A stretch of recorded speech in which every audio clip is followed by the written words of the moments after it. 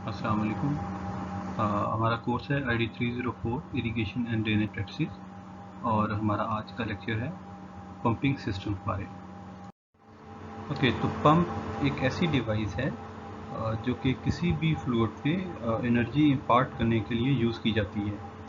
और जो energy pump किसी फ्लूइड के ऊपर इंपार्ट कर रहा होता है वो एनर्जी इसे एक सेपरेट यूनिट से दी जाती है जिसे कि हम प्राइम मूवर कहते हैं।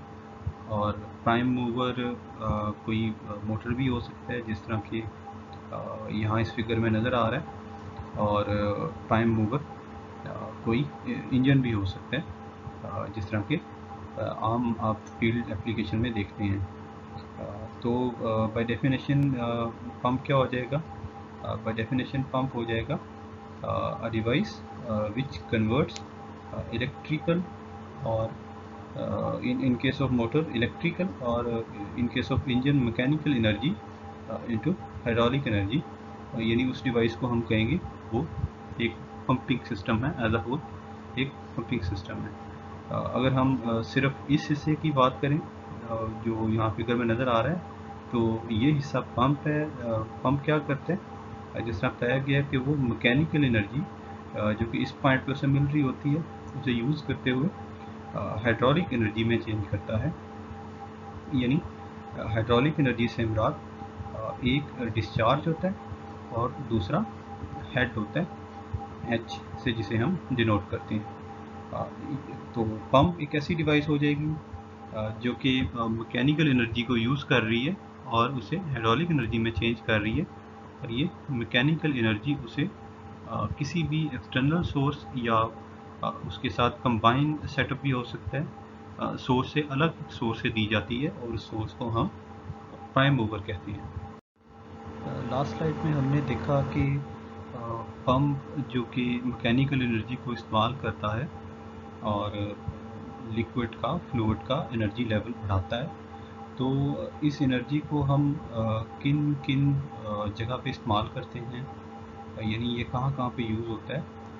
तो सबसे पहले तो अगर आप लिक्विड को मूव करवाना चाह रहे हैं from one location to other location, तो वहाँ पे पंप का इस्तेमाल किया जाता है। फॉर एग्ज़ाम्पल आप इसे यूज़ करते हैं अपनी डेली लाइफ के अंदर। आप वाटर जो पंप कर रहे हैं ज़मीन से और उसे अपनी वाटर टैंक तक जो मूव करवा रहे हैं, तो इस पर्पस के लिए आप इसे सेम लाइक इन इंडस्ट्री में आप फ्लूइड्स को अपनी सर्कुलेशन सिस्टम के अंदर यूज़ कर रहे होते हैं। तो इन फ्लूइड्स को मूव करवाने के लिए तो हम इसे पंप को इस्तेमाल करते हैं। तो सेकंड है, अगर आप लिक्विड को लिफ्ट करना चाह रहे हैं, लिफ्ट करने से मुराद कि आप उसके अंदर एक पोटेंशियल एनर्जी स्टोर करना चाह रहे हैं ताकि जिस वक्त आपको ज़रूरत हो आप उस एनर्जी को यूज़ कर सकें। यानी जब भी आपको लिक्विड की ज़रूरत हो या फ्लूइड की ज़रूरत हो, आप अपनी ज़रूरत के मुताबिक उसे इस्तेमाल कर सकें। इस मकसद के लिए आप उसे एलिवेट करते हैं, उसका लेवल आप हाई कर देते हैं। तो इस पर्पस के लिए भी, यानी आप उसे स्टोरेज के लिए और उसका लेवल अप करने के लिए भी पंप को इस्तेमाल करते हैं। फिर इसकी जो एग्रीकल्चर के अंदर सबसे बड़ी इसकी जो एप्लीकेशन है वो ये है कि हम पंप को इस्तेमाल करते हैं अपने जितने प्रेशराइज्ड इरिगेशन सिस्टम्स हैं, यानी जितने हाई डेफिनेशन इरिगेशन सिस्टम हैं, हाई एफिशिएंसी इरिगेशन सिस्टम्स हैं, उनमें ऑपरेट करने के लिए हमें नॉर्मल जो प्रेशर होता है उससे ज़्यादा प्रेशर रिक्वायर्ड होता है। तो इस प्रेशर को क्रिएट करने के लिए हम पंप्स को इस्तेमाल करते हैं। फिर इसके अलावा इंडस्ट्री के अंदर जो एप्लीकेशन होती है, और इंडस्ट्री जो हमारी और उसके साथ साथ जितनी ऑटोमोबाइल्स के अंदर इसकी जो एप्लीकेशन सबसे बड़ी होती है वो ये होती है कि हम अपने डिफरेंट जो हमारे सिस्टम्स होते हैं, like fuel system, like cooling system, इन सिस्टम्स के अंदर अपने फ्लूइड को सर्कुलेट करवाने के लिए पंप को इस्तेमाल करते हैं। ये समझने से पहले कि हम इस कोर्स के अंदर पंप्स को क्यों स्टडी कर रहे हैं, हमें ये देखना होगा कि हमारा जो इरिगेशन सिस्टम है, यानी पाकिस्तान के अंदर हम जो इरिगेशन कर रहे हैं वो किस तरीके का है। तो जैसा आप जानते हैं कि दो तरह के इरिगेशन सिस्टम यहाँ पैरेलल चल रहे हैं। एक वो इरिगेशन सिस्टम है जिसमें आप जो फोर्स यूज़ करते हैं वो फोर्स आपको ग्रेविटी से मिलती है, यानी वाटर जो है वो ओपन चैनल्स के अंदर फ्लो कर रहा है एलिवेशन डिफरेंस की वजह से।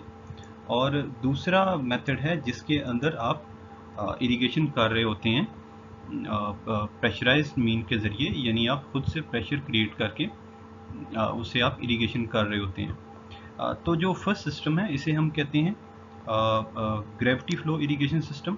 और ग्रेविटी फ्लो इरिगेशन सिस्टम के अंदर हमारा जो वाटर मूव कर रहा होता है वो एलिवेशन डिफरेंस की वजह से, यानी हम रिवर से कैनाल्स में वाटर ला रहे होते हैं और कैनाल से आगे डिस्ट्रीब्यूटरी और डिस्ट्रीब्यूटरियों से आगे हम अपने वाटर कोर्सेज और फील्ड चैनल्स के अंदर वाटर को ला रहे होते हैं, जिसमें हम बिल्कुल भी कोई खुद से एक्सटर्नल फोर्स यूज़ नहीं करते।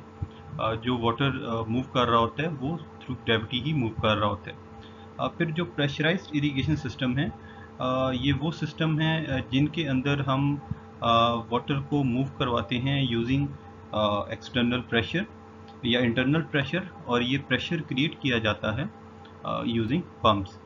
अब ये सिस्टम हम यूज़ कर रहे हैं ऐसे एरियाज़ के अंदर जहाँ पे हमें पता है कि वाटर इतना आसानी से अवेलेबल नहीं, और हम एक ज़्यादा एरिया को थोड़े पानी को इस्तेमाल करते हुए इरिगेट करना चाह रहे होते हैं, यानी हम पानी को बचाना चाह रहे होते हैं। तो वहाँ पे हम इन सिस्टम्स को प्रेफर करते हैं और इन्हें यूज़ करते हैं।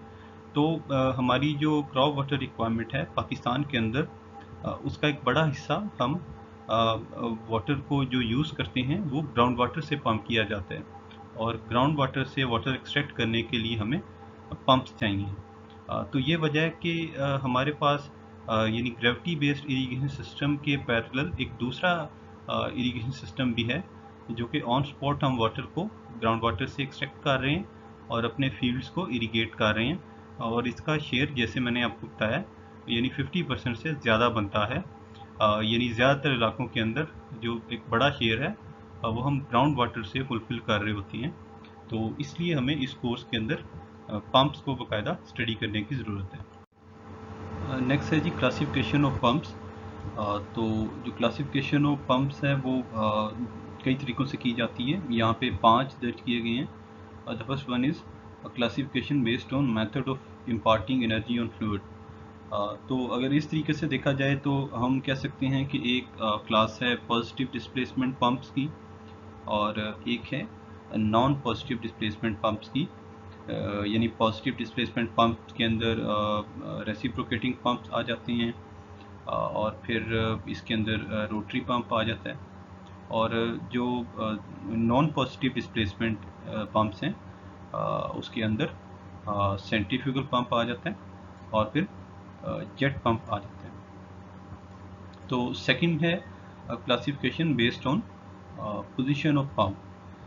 तो इस तरीके से अगर देखा जाए तो ये कुछ वो पंप्स हैं जिन्हें हम यानी पूरा पंपिंग सिस्टम यूनिट हम इंस्टॉल करते हैं अबव द सरफेस ऑफ अर्थ, और एक ऐसा सिस्टम है यानी टरबाइन पंप जिसके अंदर हम अपना prime mover surface of earth के ऊपर इंस्टॉल कर रहे होते हैं, और जो हमारा जो हमारा पंप है यानी जो इम्पेलर है उसका वो हम नीचे ज़मीन के अंदर यानी बोर करके ये जो हमारी सक्शन पाइप है उसके अंदर हम उसे इंसर्ट कर रहे होते हैं। और जो तीसरा है सबमर्सिबल पंप। सबमर्सिबल पंप के अंदर हम अपना जो हमारा पंपिंग सिस्टम सारे का सारा वो हम ज़मीन के अंदर यानी सक्शन पाइप के अंदर ही हम उसे लेके जाते हैं और वो नीचे से ही सारा ऑपरेट करता है। तो third one is classification based on number of stages. तो इसमें सिंगल स्टेज और मल्टीपल स्टेज पंप है। The next one is classification based on geometry of pumps. तो ज्योमेट्री ऑफ पंप्स में कुछ हैं जो कि एक्सियल फ्लो पंप्स हैं, और कुछ मिक्स फ्लो पंप्स हैं, और कुछ रेडियल फ्लो पंप्स हैं। And the last one is classification based on material being handle. तो इसमें कुछ इरिगेशन पंप्स हैं, ड्रेनेज पंप्स हैं, और सीवेज पंप्स हैं। तो इनकी डिटेल्स आगे वन बाय वन आएंगी, लेकिन ये जो लास्ट में आपको दी हुई है classification based on material being handle, ये इस तरीके से नहीं है कि ये जो पंप है वो यानी जो इरिगेशन के लिए पंप है वो ख़ास तौर पर यानी इरिगेशन के लिए ही है, या जो ड्रेनेज के लिए पंप है उसे हम किसी एक ख़ास ड्रेनेज के लिए ही यूज़ कर सकते हैं। ये जनरल क्लासिफिकेशंस हैं, ये की जाती हैं हमारा जो जिस मटेरियल को हम हैंडल करने जा रहे हैं उस मटेरियल के साफ़ होने के ऊपर कि वो मटेरियल कितना क्लीन है। जो मटेरियल ज़्यादा क्लीन होता है उसके लिए हम इम्पेलर की जो शेप है वो थोड़ी डिफरेंट बनाते हैं, और जो निस्बतन साफ़ मटेरियल नहीं होता जिसे हमें हैंडल करना होता है, यानी जिसके अंदर डेब्रिस वगैरह, जिसके अंदर वेस्ट मटेरियल होगा, उस लिक्विड को हैंडल करने के लिए हम अपना इम्पेलर डिज़ाइन थोड़ा चेंज कर लेते हैं। पॉजिटिव डिस्प्लेसमेंट पंप्स वो पंप्स होते हैं जिसके अंदर हम लिक्विड को फिज़िकली मूव करवाते हैं एक ख़ास स्पेस के अंदर से इंट्रैप करके, यानी फिज़िकली उसे हम मूव करवाते हैं एक लोकेशन से दूसरी लोकेशन में। और इसकी जो एग्जांपल है वो हैंड पंप हैं, आपने वो देखे होंगे जो कन्वेंशनल पंप यूज़ किए जाते थे घरों में, और इस तरह रोटरी पंप्स इसकी एग्जांपल्स हैं।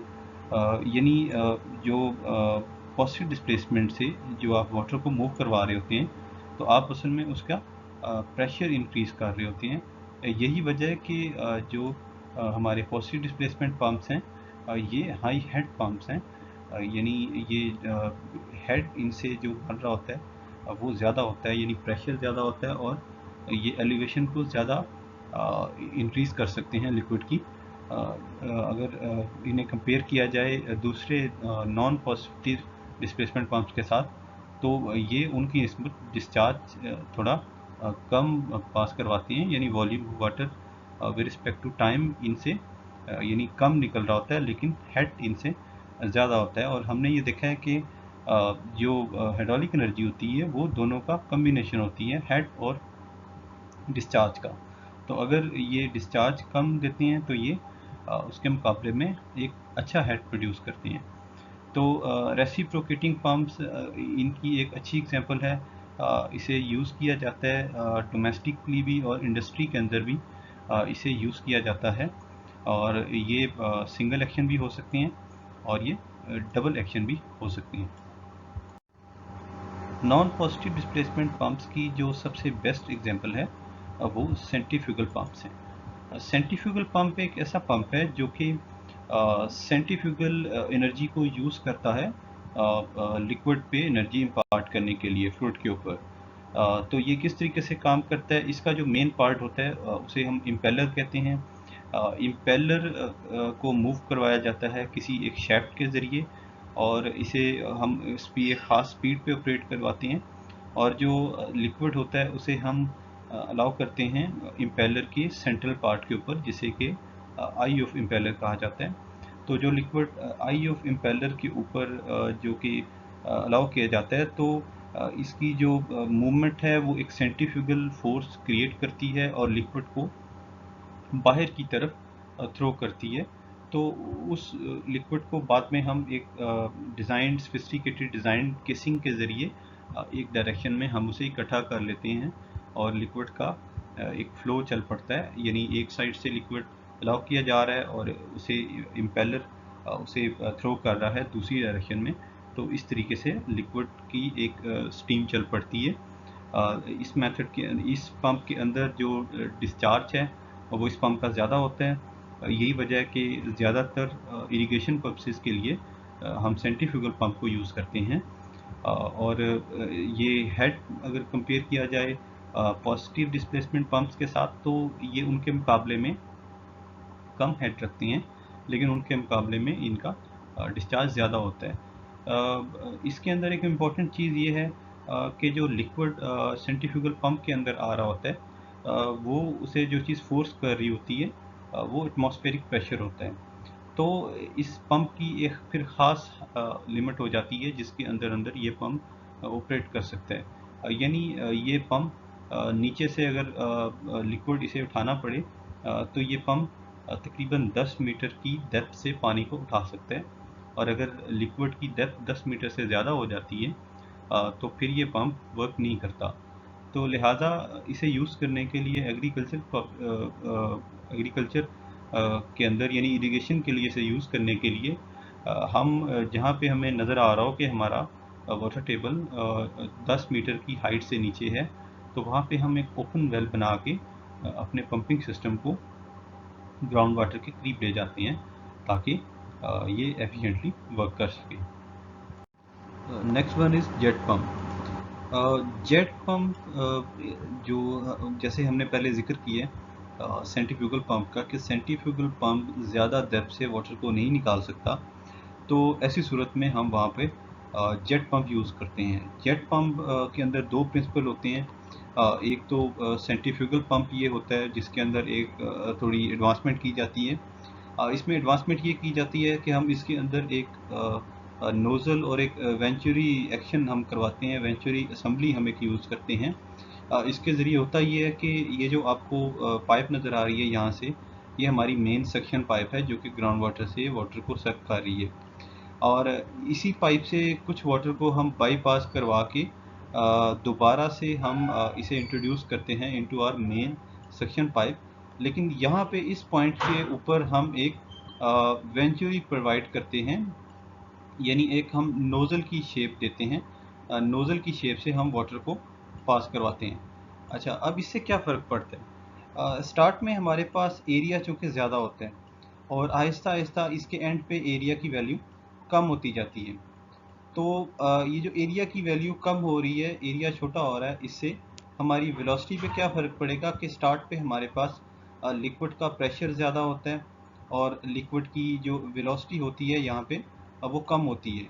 हम एरिया को जब कम कर रहे होते हैं तो लिक्विड का स्टैटिक प्रेशर इंक्रीज़ कर जाता है, लिक्विड की वेलोसिटी इंक्रीज़ कर जाती है और उसका स्टैटिक प्रेशर डिक्रीज़ कर जाता है।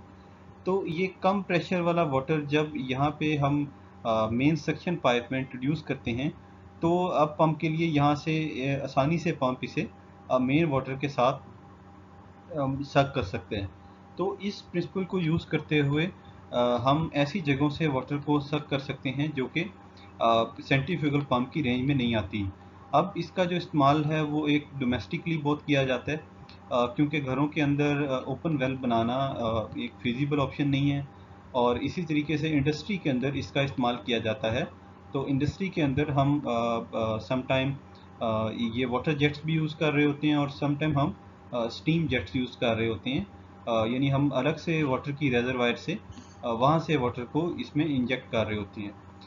तो इसका ये बेनिफिट है कि हम इससे वाटर को पंप निकाल सकते हैं ऐसी जगहों से, ऐसी एलिवेशन से जहाँ पे सेंट्रीफ्यूगल पंप ऑपरेट नहीं करता नॉर्मली। लेकिन इसका एक डिसएडवांटेज है कि इसमें हमारा जो हमें ज़ाहिर है एक्स्ट्रा एनर्जी देनी पड़ रही होती है, हमारा कुछ क्वांटिटी जो हम बार बार उसमें वही यूज़ कर रहे होते हैं, तो उसके लिए अलग से एफर्ट करनी पड़ती है। तो एफिशिएंसी वाइज फिर ये सेंट्रीफ्यूगल पंप से इसकी एफिशिएंसी थोड़ी कम हो जाती है। Next one is deep well turbine pump. जो टर्बाइन पंप हैं इसके अंदर हमारा जो प्राइम मूवर जो मोटर होती है वो नॉर्मली आपको जैसे नज़र आ रही है ज़मीन के ऊपर होती है, और जो हमारा इम्पेलर है, इम्पेलर एक शैफ्ट के ज़रिए वेल के अंदर होता है, यानी उसकी इम्पेलर, उसकी केसिंग, वो पूरा एक बाउल वो शैफ्ट के ज़रिए जो यूज़ रोटेट करता है, वो हमारे वेल के अंदर होता है इस पाइप के अंदर। तो ये सिंगल स्टेज भी हो सकता है, मल्टीपल स्टेज भी हो सकता है। तो इसकी ये जो असेंबली एक आपको नज़र आ रही है, इसे हम स्टेज ऑफ पंप कहते हैं। तो डीप वेल टरबाइन पंप का बेनिफिट ये है कि हम इसे यूज़ कर सकते हैं ऐसी जगहों पे जहाँ पे वाटर जो सेंट्रीफ्यूगल पंप से की रेंज से बाहर हो, जो कि ज़्यादा नीचे हो, वहाँ पे ओपन वेल बनाने की निस्बत हमारे पास अल्टरनेट ऑप्शन के तौर पर डीप वेल टरबाइन पंप मौजूद होते हैं, कि हम उसे यूज़ करते हुए वहाँ से जो सफिशेंट अमाउंट ऑफ वाटर को एक्सट्रैक्ट कर सकते हैं। नेक्स्ट है जी submersible pumps. Submersible pumps the well turbine pump ही के अंदर एडवांसमेंट की जाती है। इसमें और टरबाइन पंप के अंदर डिफरेंस ये होता है कि टरबाइन पंप के अंदर जो डी वेल टरबाइन पंप है उसके अंदर हमारा जो पंपिंग जो पंप है, जो मेन पंपिंग पार्ट्स हैं वो वेल के अंदर होते हैं, और हमारा जो प्राइम मूवर यानी हमारी जो मोटर है वो वेल से बाहर यानी ऊपर होती है। वो डिस्चार्ज पाइप के बिल्कुल साथ आपको नज़र आ रही थी जिस तरह लास्ट फिगर में। लेकिन इसके अंदर हमारा जो पंपिंग जो हमारा पंप होता है और हमारा जो प्राइम मूवर होता है यानी कि जो पूरा पंपिंग सिस्टम है वो सारे का सारा वेल के अंदर जो हमारे सक्शन पाइप है और जो हम आगे चल के हमारा डिलीवरी पाइप है उसी के अंदर सारा होता है। इसका ये बिल्कुल एक सील्ड एक इसकी बॉडी होती है, बिल्कुल इकट्ठा इसका सिस्टम होता है जो कि वाटर के अंदर ही सबमर्ज किया जाता है, वाटर के अंदर ही ये डिप होता है।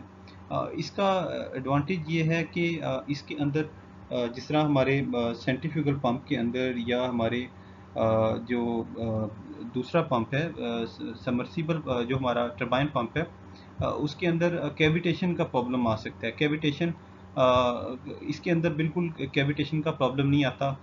कैविटेशन से मुराद ये है कि जो हमारा पंप है वो किसी भी जगह से उसमें वाटर इनटेक उसमें एयर इनटेक हो रही हो, एयर के इनटेक होने से एक तो पंप अपना प्रेशर लूज़ कर रहा होता है, दूसरा फिर ये कैविटेशन जो पंपिंग पार्ट्स होते हैं उनके लिए ये नुकसानदेह है, यानी ये इम्पेलर को नुकसान पहुंचा सकती है, और इसी तरह पंप की जो अंदर जो उसकी जो असम्बली होती है प्रॉपर जो स्टफिंग बॉक्स है उसे नुकसान पहुंचाती है, और जो हमारे मेन जो पार्ट्स हैं इम्पेलर के उसे ये कैविटेशन नुकसान पहुंचाती है।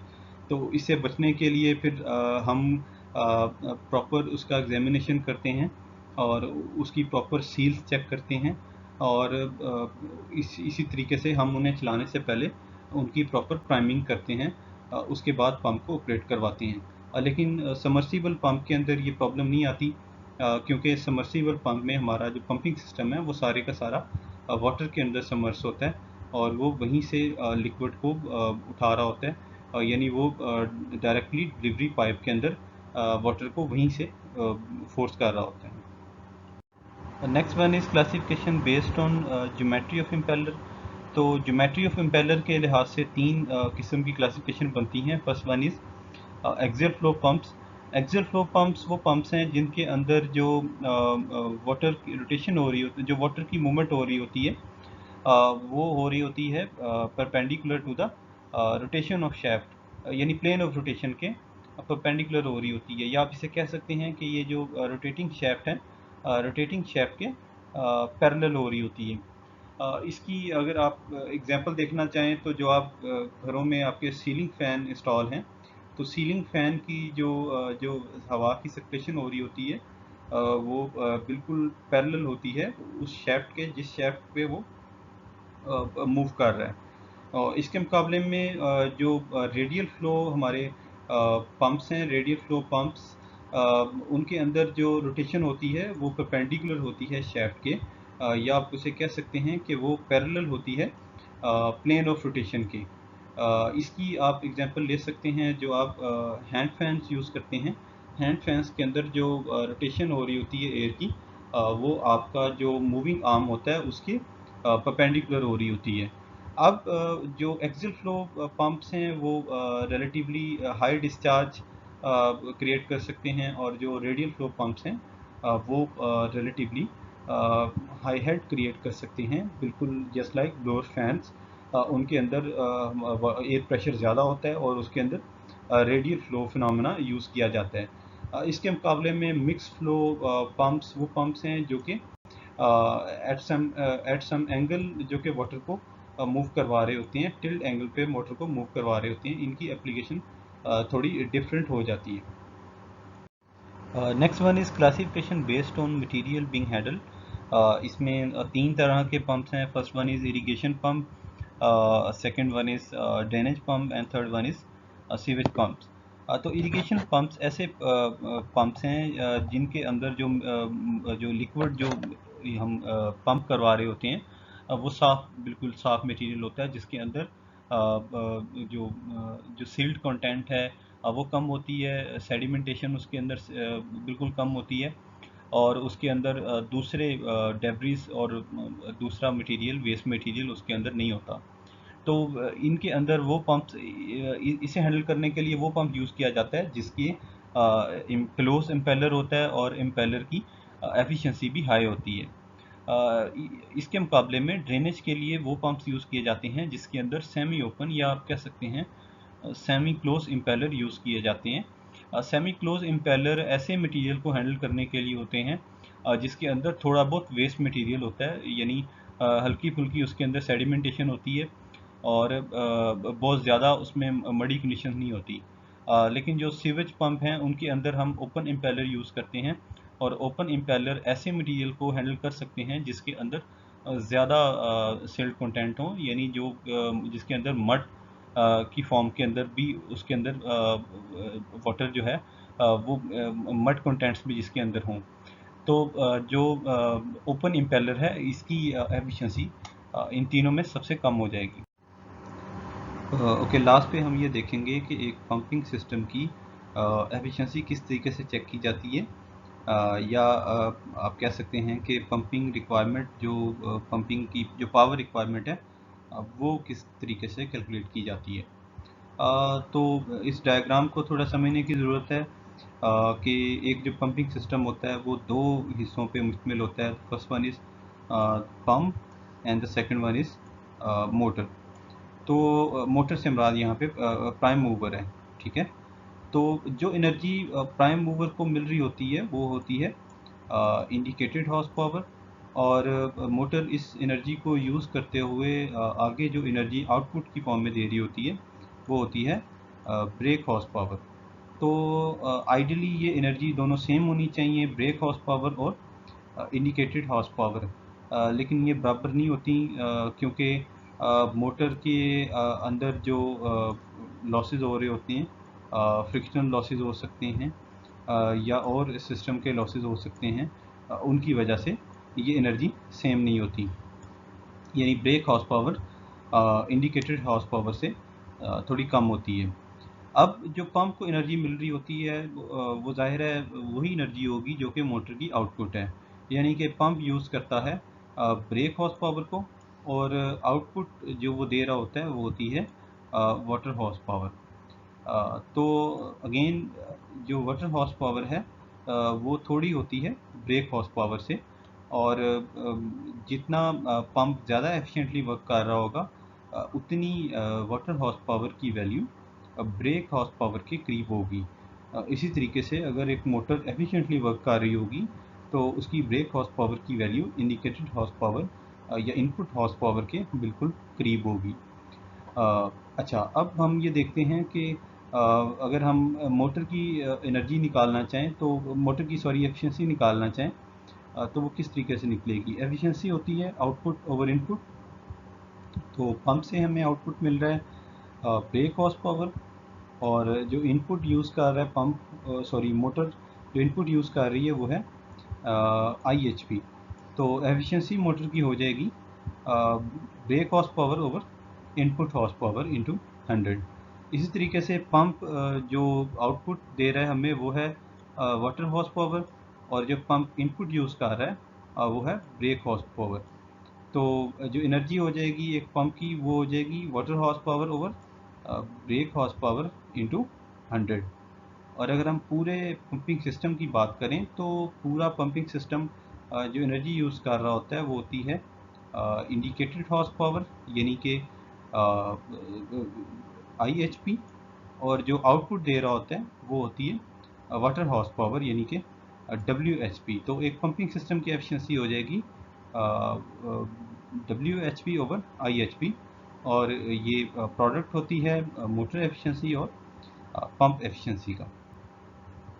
तो वाटर हॉर्स पावर किस तरीके से कैलकुलेट की जाती है।